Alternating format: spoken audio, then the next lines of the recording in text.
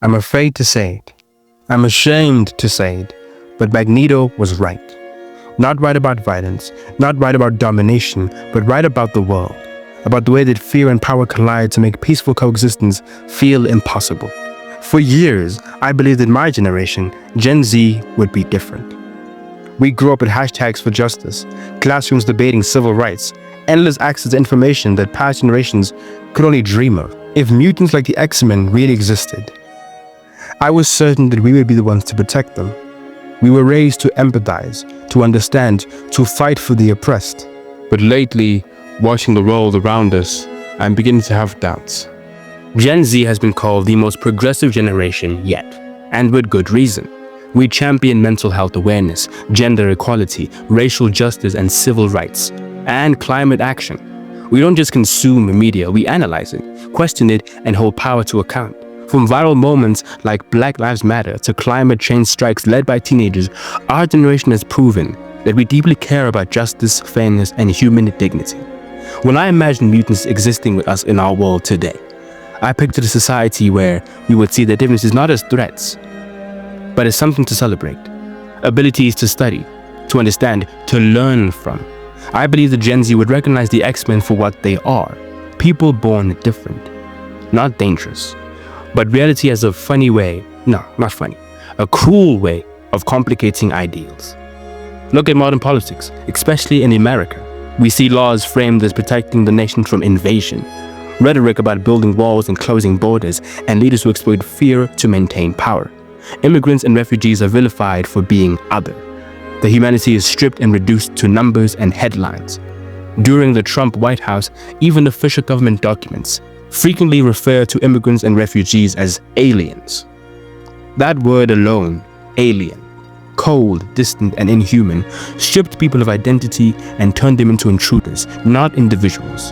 And when language starts to reduce human beings to something less than human, violence and discrimination soon follow.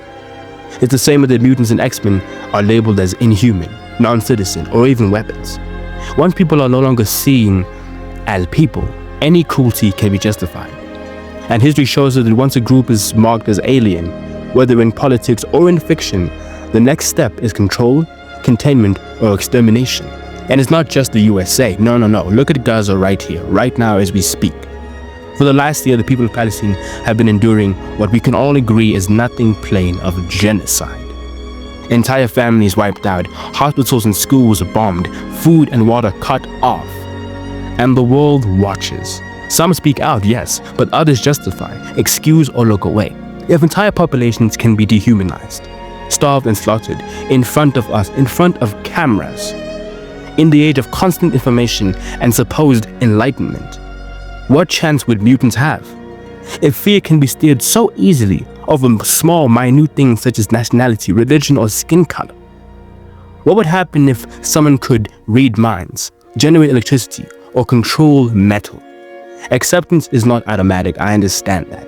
It's not guaranteed either, even for the most informed, empathetic race, empathetic generation, as our own. And that's where Magneto's philosophy becomes unnervingly relevant. He is not just a villain with a vendetta. He is a man who survived, who lived through and survived the Holocaust. He survived the world that promised him never again, only to see hate, oppression, and genocide rise once more. His fear wasn't paranoia, it was experience. Magneto believed humans would never understand or fully accept mutants. Peace, he warned, would always be temporary. Society, he said, reacts with fear when confronted with something it does not understand. Gaza shows us that he was not exaggerating. Even in a world of international law, human rights courts, and instant media coverage, mass violence against a small group of people, a marginalized group of people, is still possible. Because fear and prejudice remain powerful weapons.